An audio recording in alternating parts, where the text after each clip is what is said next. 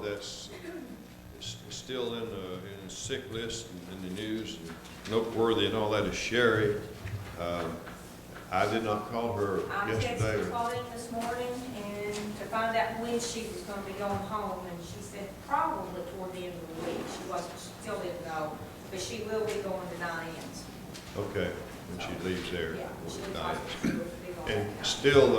still it looks like she's gonna take medication and that Yeah. sort of thing. Yeah, the last I talked to Claudine about that, she Yeah. said, yeah, she'd probably be on antibiotics the rest of her life. Yeah, So, yeah.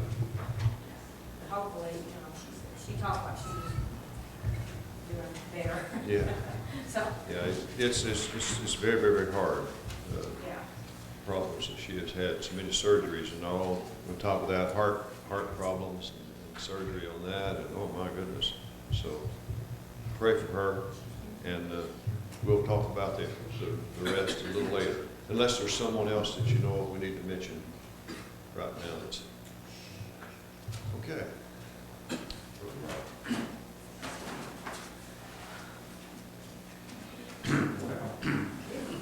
261, 261. Going to and four, and they'll have prayer and go off in their place time and study.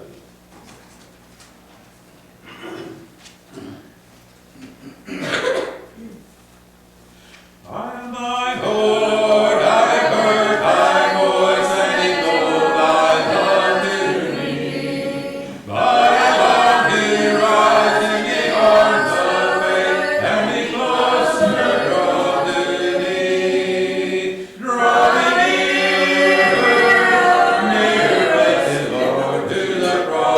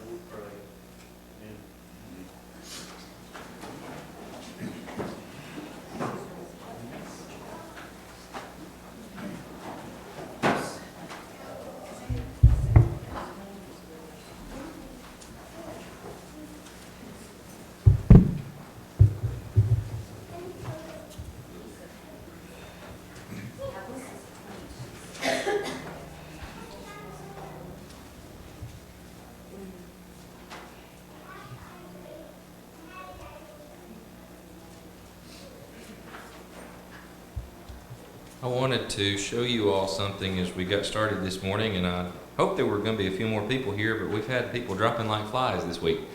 So get everybody well and get everybody home and all those sorts of things. I'll mention this again next week. But I've said for a long time, come on in. Well, you found that one works. We use it all the time too. Come on in. Find the right door, so that boy preach again. Hey, that works. Either way will get you here. I have for a long time been working on a website and trying to figure out what to do with it because I wasn't happy with the way things usually are. And because you know how I am about technology and design and stuff like that, and I just was never happy. And I'm not saying that I am happy now, but I am saying I think I've got a direction to go. And this is what's up right now. The web address is sweetwatercfc.com, and I'm working on getting our other address, the .org, directed to this. But it's a little bit different from the traditional church website in that instead of coming to one main page and then you got 500 other pages you got to go to, this makes it easy because you come to one page and notice as you scroll on down, there's immediately there, obviously looking for non-denominational Christianity, call to that, and they can click more or click here to learn more about that. But also, I've got a section here of upcoming sermons. It's all on the front page. Directions and service times, and then you just keep on scrolling down and you can get to where you can watch our live video stream and listen to our audio sermons. And you can click on any of those. For instance, if you click on last week's, I've got it up. And this is the audio from last week's sermon. So, all that's there, and then a contact page at the bottom. Now, if somebody clicks on, oh, there's nothing to go back to. Come back. All right, there we go. If you click on the click here to learn more, I've also got a article that I wrote about non-denominational Christianity. It's actually not very long. It looks like it's longer than it really is. But another thing on here is a link to a video done by Don Blackwell, the director over at GBN, on why are there so many churches. And the whole point of this is to guide people through our website who may not know much about the church, because I realize that most of us are not really necessarily using the website, except for maybe going and watching or listening to past sermons. And you can get that right there on the front of the page. I'm going to have some other pages I add though, but the whole point of it is to keep it simple, where people can very quickly find things, or maybe as they realize this is a long page, they can scroll through and they can see things that they wouldn't otherwise see because they were buried on other pages. If somebody clicks sermon media, it scrolls right down to that section. They can view the live video stream, and if we go right there, I'm probably going to break our internet because I'm streaming right now and trying to use the internet. And looky here, we're streaming Bible class. There I am. So somebody can watch, and there's one watching, and I bet it's Martha. You're not moving. No, I didn't click play. Oh. If I did that, it would break. Probably do. Well, Martha's at home too, so I'll leave that to where it is. But yeah, if I click the button, Charlie, we would be streaming out, receiving it in, and it would just create one giant loop, and the universe would all suck into a black hole. So I'm gonna leave it alone. But that's there, and there's a lot more coming to it. That is as opposed to our old one, which like I said, it's still up. I'm trying to get the name switched over, which looks okay, but I wasn't ever happy with it, but it functioned. But see, what I was saying before is you got to go through a bunch of different pages to find things, and you got to be looking for what it is you want to find. Whereas this, I know what I want people to see from the very beginning, and that is this. And then here's what's coming up this month. And then here's how to find us. I got to put a page together for that. But here's our sermon audio, and people can find that. And hopefully it'll be a lot more useful tool to us in the future. And I just wanted you to be aware of that. I'll talk about it a little bit more next week too. just so we can all remind ourselves about it. But use the website. Not just for yourself to go and get things. Of course, like I said, there's still things there that you could use. You want to know what I'm preaching about, so you know whether you want to actually be here or not next Sunday. You can see it right there. That was a joke. Some of you took it seriously. But You're gonna put a map showing how to get here. yeah, there'll be a map on more detailed directions. I started to put it right here, but it just wasn't working the way that I wanted it to. And if you're stuck at home, right here on the front page, just scroll down until you get to that section and you can view the live video stream by finding that. Or you can just remember youtube.com/SweetwaterCFC. But it's easier to go here and do this. So, that's the website. There's a lot more coming. And I'll let you know about it when it gets here. All right, we're in Acts chapter 19 this morning. Let me fix things here.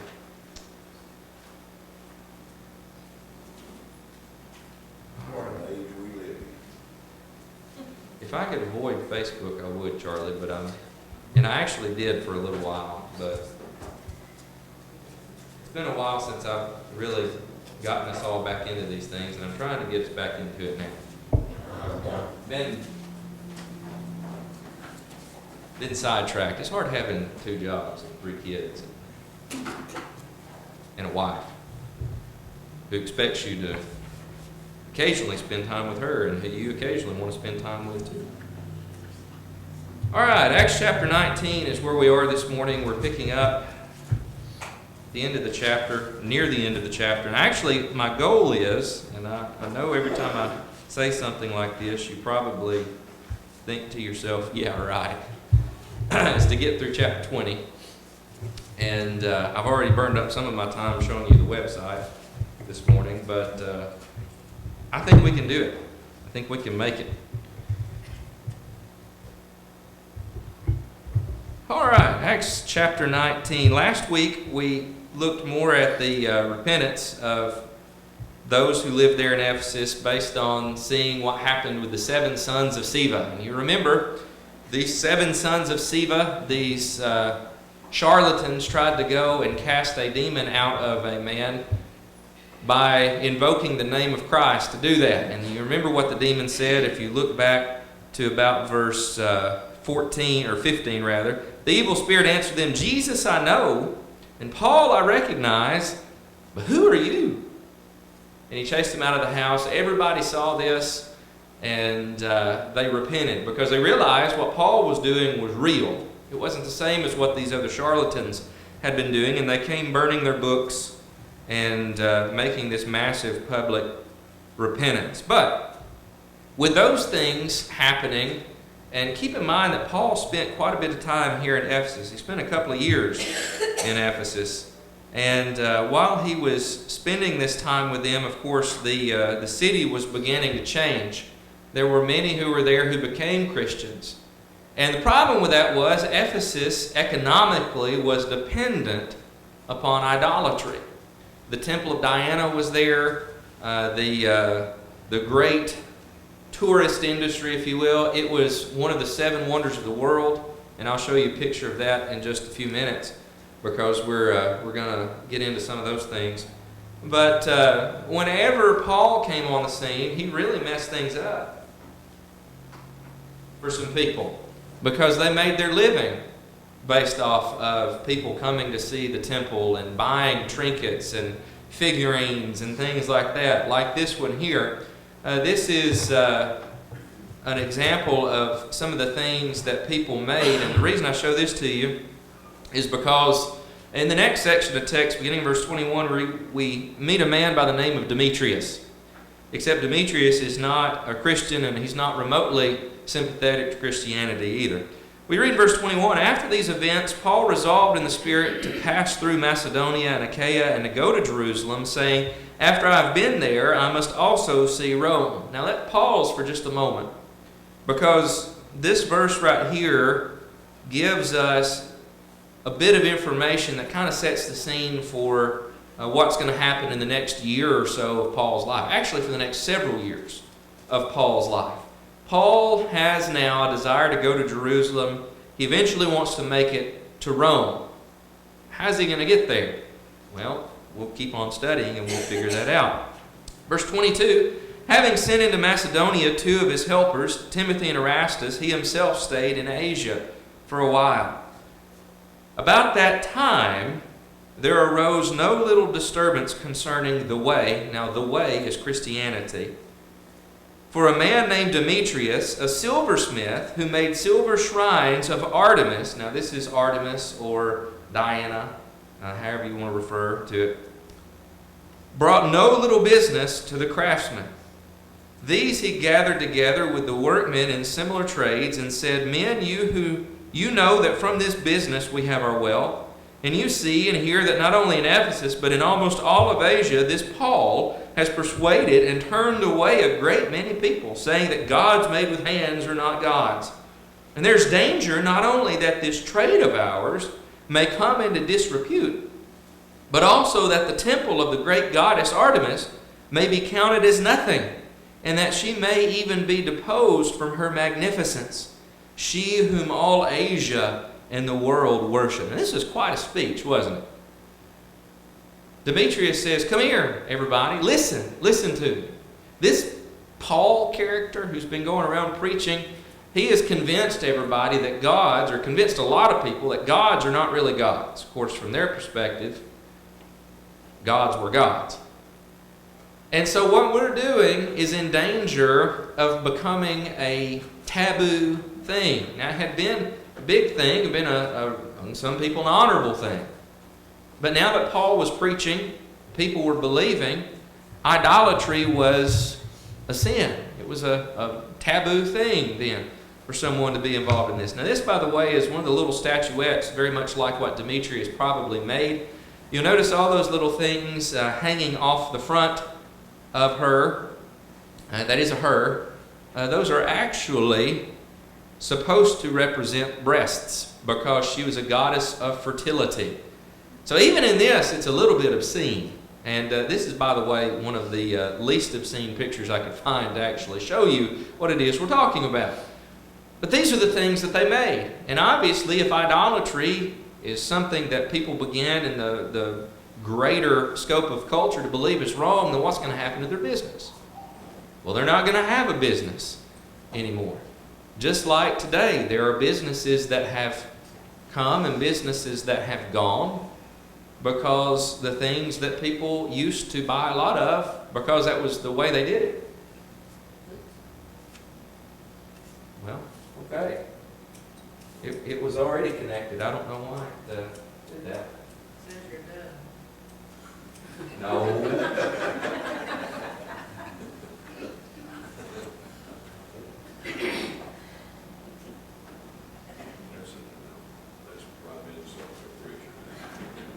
You're on a roll this morning, you know? I don't know what happened to this thing, but it lost its mind. I think Artemis had something to do with it. Well, you know, whenever we start getting cut out on our streaming and things like that, when I start preaching about things that culture is dealing with right now, it makes me wonder. Remember, I did a lesson on homosexuality and homosexual marriage back several months ago, and the audio cut out in the middle of it and never came back. Anyway, you see Demetrius' point. Christianity grows, then they're going to lose their business. The same way that, for example, Kodak, what do they used to do a lot of business in? Film. They still sell film, but not the way that they used to. Because what? Everybody's got digital cameras. It's economics, basically. He is looking at and he is opposed to Christianity not necessarily from a moral perspective, but from an economic perspective. Think about that for just a minute, because does that sound like things today to a certain degree? Well, it can be. Now, again, I mentioned earlier, in Paul's time, you had the temple of Artemis, and again, this is one of the wonders of the world, one of the 7 wonders of the world that existed at that time. So, With all those things in mind, looking back to our text, verse 28, when they heard this, they were enraged and were crying out, "Great is Artemis of the Ephesians." So the city was filled with the confusion, and they rushed together into the theater, dragging with them Gaius and Aristarchus, Macedonians who were Paul's companions in travel. But when Paul wished to go in among the crowd, the disciples would not let him. And even some of the Asiarchs, who were friends of his, these were some rulers, who were friends of his and were urging him not to venture into the theater. By the way, here's the theater. After they start this ruckus, everybody ends up going to this place. This is a massive theater for that time period. If you want to imagine being there, here is a view from up in the seats, and it's what remains of the theater there in Ephesus. But this is where what we're reading about right now actually took place. So, some of the crowd, as you read on, or excuse me, let me back up. Verse 32. Now some cried out one thing, some another, for the assembly was in confusion, and most of them did not know why they had come together. Does that not sound like a typical mob scene? And those sorts of things still even happen in this country. You know, you get a mob going, and there'll be a lot of people who just join in simply because there's a lot of people running in the streets, and they don't know what they're doing, they're just a part of it. And that was what was happening here. Verse 33, some of the crowd prompted Alexander, whom the Jews had put forward, and Alexander, motioning with his hand, wanted to make a defense to the crowd. But when they recognized he was a Jew, for about 2 hours they all cried out with one voice, "Great is Artemis of the Ephesians." So even somebody here, as we look at Alexander, once they recognize that he's a Jew, they don't even want to listen to him either. So this massive mob scene is going on. And here's the problem with that. Rioting was against the laws of Rome. And if you were a leader in a city and you allowed your city to riot and didn't do something about it, then guess who was going to be held responsible? You would be. So notice verse 35. When the town clerk had quieted the crowd, he said, "Men of Ephesus, who is there who does not know that the city of the Ephesians is temple keeper of the great Artemis and of the sacred stone that fell from the sky?" You can read a little bit more about that in other writings. "Seeing then that these things cannot be denied, you ought to be quiet and do nothing rash. For you have brought these men here who are neither sacrilegious nor blasphemers of our goddess. If therefore Demetrius and the craftsmen with him have a complaint against anyone, the courts are open, and there are proconsuls. Let them bring charges against one another. But if you seek anything further, it shall be settled in the regular assembly. For we really are in danger of being charged with rioting today, since there is no cause that we can give to justify this commotion." And when he had said these things, he dismissed the assembly. Now here's some things about this to think about. For one thing, it goes back to something we've seen over and over and over again, and this is part of the point that Luke is making. Christianity itself is not a threat to righteous government. It's not a threat to government really at all, unless that government wants to do something opposed to what God's law is. And even then, it's not a threat. It's just simply standing in opposition to those things. And part of what Luke's point is in writing these things is to, as we've seen here, as we've seen in other places, point out that the mob scenes, these things happen not because Christians start these things, but because who starts them? The opponents of Christianity. Demetrius, the silversmith, was responsible for stirring this one up. And so, again, Christianity is not a danger to government. What is a danger of government, to government, strangely enough, is or are those who stand opposed to Christianity, because in a lot of ways they have no moral compass. It's not a problem whatsoever for them to go and stir up a big riot. Matter of fact, that's how they see themselves getting things done. Now, do people do that today? That's why I just really don't have personally. I've seen people protest before. I've seen people picket before, whether it be for union things, whether it be for something at a hospital. I mean, you'll see it from time to time. People standing out by the road picketing or protesting or something.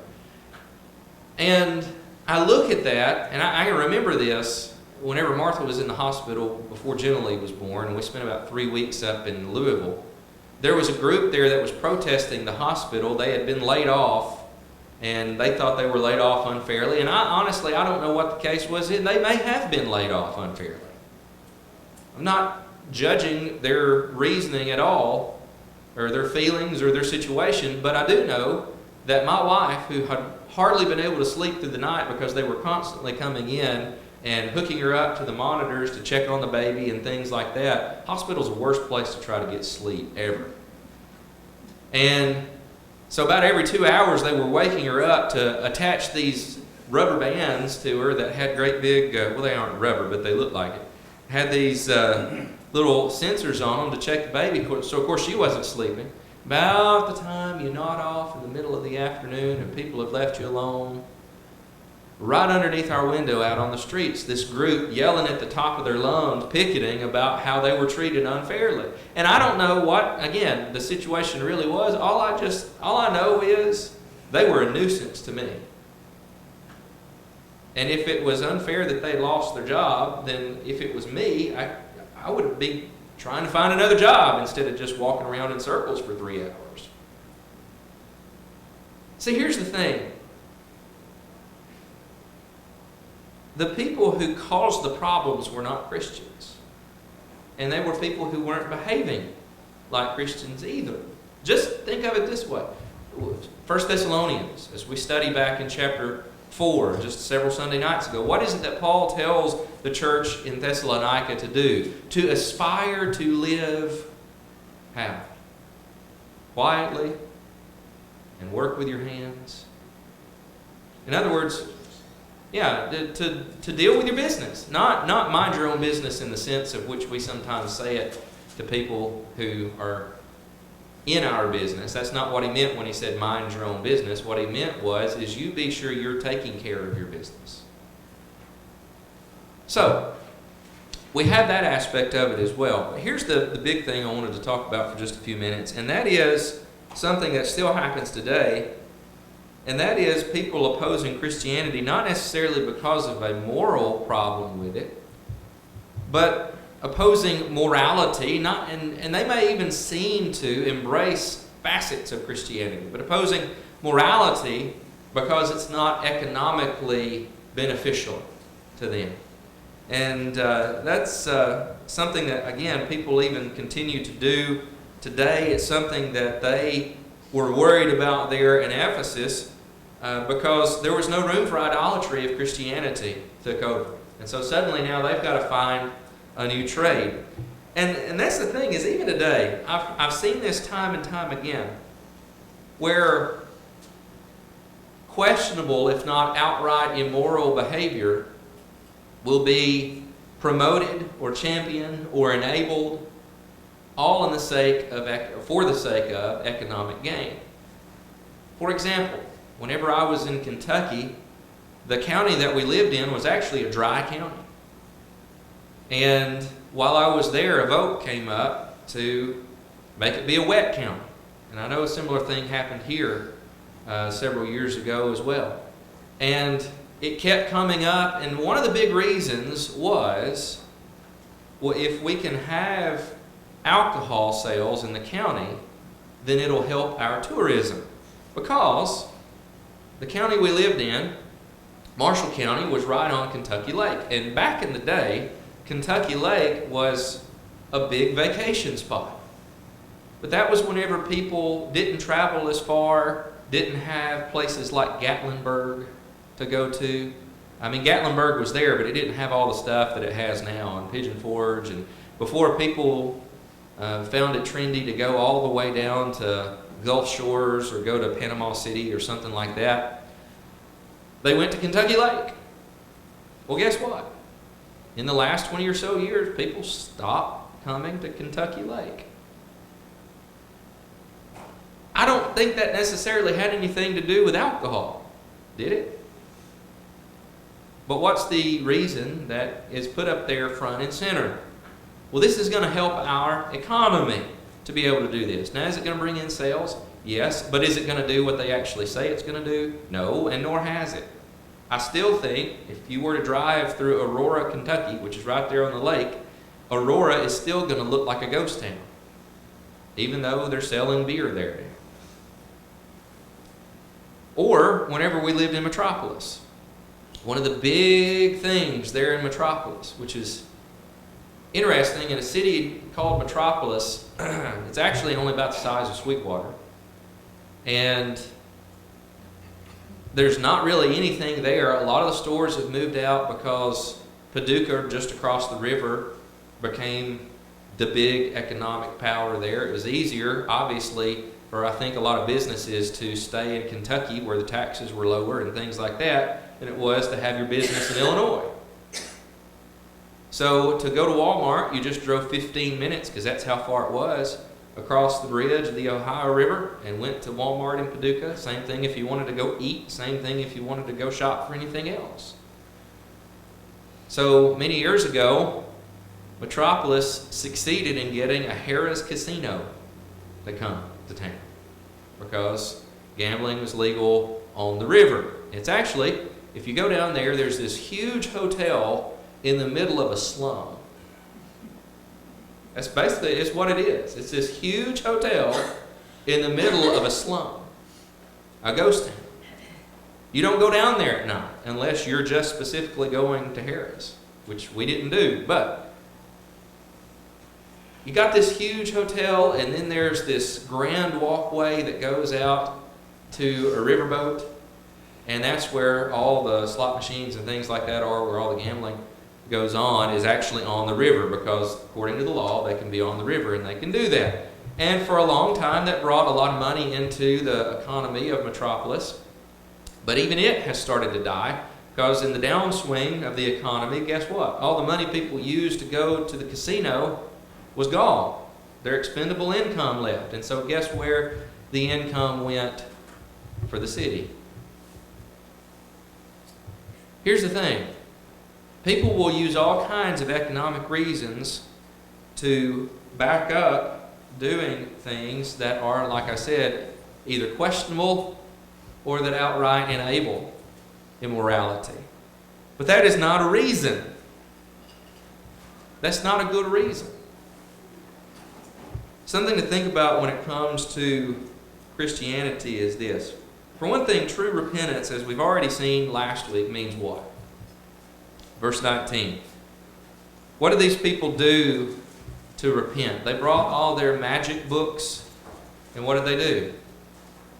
Burned them in the sight of all. They divulged the things that they had been doing. But notice again at the end of verse 19, and found that the value of all those books came to how much? 50,000 pieces of silver. I have to put it back on the other Wi-Fi network. You've seen about everything I intended for you to see today. And you were probably right to laugh at me when I said I want to make it through chapter 20. I put it on the network that has, because we got 2 or 3 networks around here. One of them has got the internet connection on it for everybody else to get on. The other one I guard the network password to, because it's just this computer and the Apple TV that are on there, so that this doesn't happen. And I'm not on that network right now. So, anyway, going back to repentance, 50,000 days' wages is what that equates to. Somebody, real quick, pull out your phone or your calculator if you got one. And matter of fact, I've probably got one right here. What does 50,000 days' wages come out to in years? I meant to do that calculation. 10 laborers, 20 years. 10 laborers, 20 years. 10 laborers, 20 years. So for one person, it's more than a lifetime's worth of money. 200 years. Actually, it's 2 lifetimes worth. More than 2 lifetimes, like 3 lifetimes worth, because you don't work. That's if you lived 100 years and worked from the time you were 0. It would be 2 years worth. You see the incredible economic hit that they were willing to take to do what? to be right. To be right. The economy was not the main thing to them. And a lot of times I think that thinking, look at Colossians chapter 3. That thinking comes from forgetting what we read in Colossians chapter 3. Somebody read verses 1 through 4 there.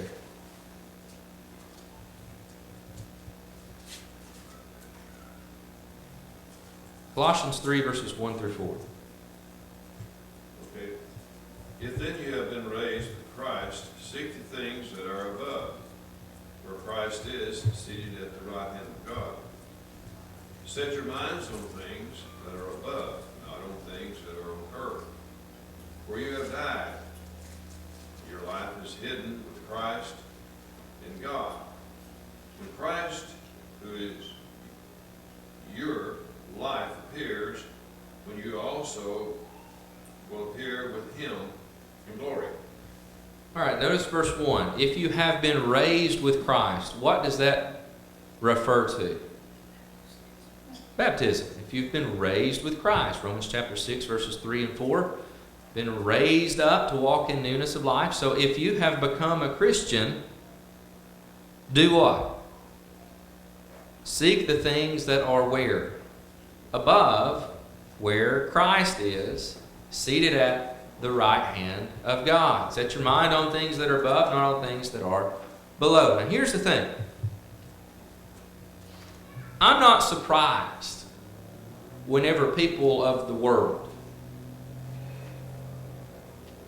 bring up these ideas about things that we were talking about earlier. I'm not surprised when people in the position of Demetrius, who was obviously not a Christian, who was simply worrying about his economic well-being, and he saw Christianity as a threat. I'm not surprised whenever people like that act that way, because I don't expect them to behave like a Christian. They're not a Christian. And you shouldn't expect them to behave like a Christian. I mean, it'd be nice if they did. It'd be nice if everybody in this country behaved the right way, but they're not Christians. What I am alarmed by is whenever Christians, those who have been raised with Christ, espouse such ideas about whatever it is. I gave you 2 examples, but there's a number of different things, all for the sake of economic gain. There's got to be something greater that the Christian holds on to and values and treasures. Put it this way, in the way that Jesus put it, don't lay up your treasure where? On earth, where what happens? Thieves break in and steal, moths and dust, and it becomes corrupted. But lay up your treasures where? In heaven. We've got to be careful that we don't forget that. And sometimes I feel like we've got to remind other Christians about those things. And that doesn't mean, and by the way, it's a good point I think to mention, once we eventually, in the next couple of years, make it through the book of Acts. You thought I was serious when I said a couple of years, didn't you? Once we eventually make it through the book of Acts, I've been working on going through Ecclesiastes. Ecclesiastes asks a lot of difficult questions. And we like for life to be all neat and tidily packaged and have a perfect explanation for everything. But Solomon in the book of Ecclesiastes goes into the things that we don't like to deal with. Like, I've seen a righteous man perish in his righteousness. We like to think if we're just always doing what's right, then God's going to take care of us and everything's going to be good. But there's the exception, isn't there? So, in amongst those things, some of the things he talks about are the importance of working and how working is good and how we need to take care of our families and ourselves and enjoy what it is that we're doing. But at the same time, we cannot let it take the place of doing what's right, as so many people do here. Because here's the problem. And let me put it this way. This is probably a good place to start winding things up. Sometimes the reason people do that, especially Christians, has nothing to do, and this is in my own estimation, I don't think it has anything to do with them being people who are somehow malicious. Like they're evil people and they just want to have their way and they're going to twist all the things they can to make that happen. I don't think that's the case. I think a lot of times these are people who are misguided, who have lost their way, who have lost touch with what is truly important. A lot of times it's this pragmatism. That's probably now. It's a kind of a $5 word, I know. Being pragmatic, being practical. It's practical to give homosexual couples tax breaks through the law. Because if they're going to live together and they want to be identified as being associated with each other and we're going to throw Christianity out the window, then it's practical for two people who have chosen to live together to have tax breaks, like a man and a woman who are married to each other, right? That's practical. But is it morally right for those two people to live together? Therein lies the rub. Because there are things that are practical that sometimes people espouse, ideas that people hold on to, that may be coming from this point of self-preservation. And I'm a practical person too. You know, I don't like any wasted motion. I like for things to fit just right. I like for everything that I do to have a reason for why I do it. If I don't have a reason for doing it, then I'm probably not going to do it unless I acknowledge there's no good reason, I just want to. I don't have to justify necessarily everything that's a preference with some kind of a scientific answer. But sometimes there are things that the world sees as pragmatic, that the world sees as practical, that are not moral, that are not right.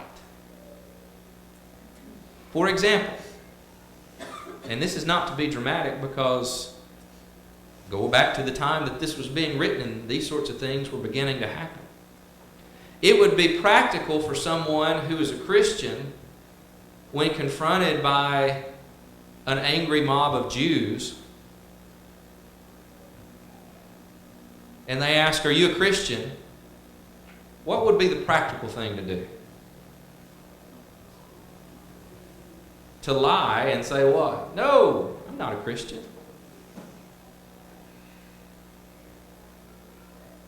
But what was the moral thing to do?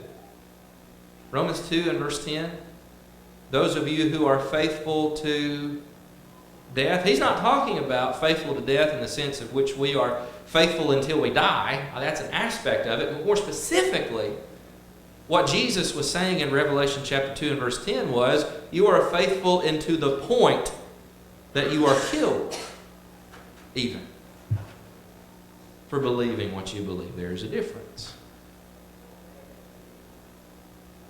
And when you think of it that way, suddenly pragmatism isn't all it's cracked up to be, is it?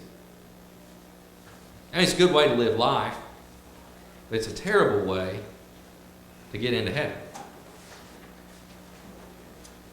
So when it comes to some of these things, that's something to keep in mind, and I'm 2 seconds and I'm done right here. What sometimes may temporarily bring hardship and seems counterintuitive is what actually God uses to bless us and gauge our faithfulness to Him. Matthew 6 and verse 33, seek ye first the what? Kingdom of God and His righteousness, and what? All these things that the Gentiles worry about, all these things that the people who are not my disciples worry about will be what?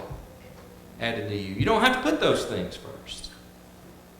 Just be careful with your pragmatism whenever it begins to rub against your faithfulness to God. All right, I'm done.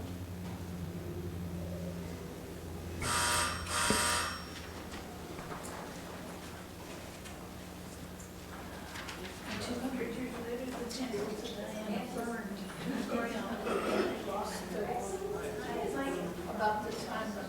And where it was Christian, And that didn't help things. that didn't help anything.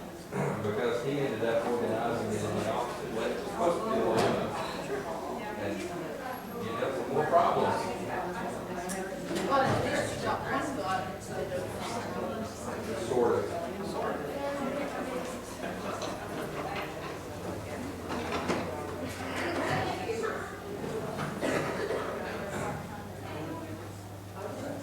Good here. There was a sense in which Rome was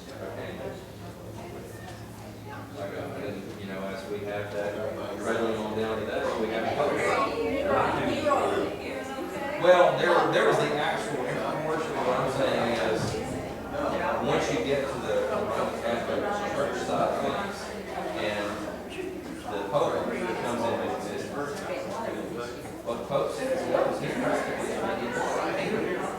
practically speaking an idol. And Mary.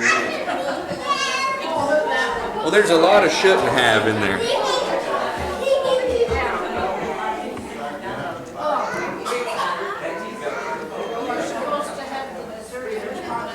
Okay. Let me check with Martha. I mean, I think we may be okay. But okay. Hey, yeah, can you go take it back to our seat?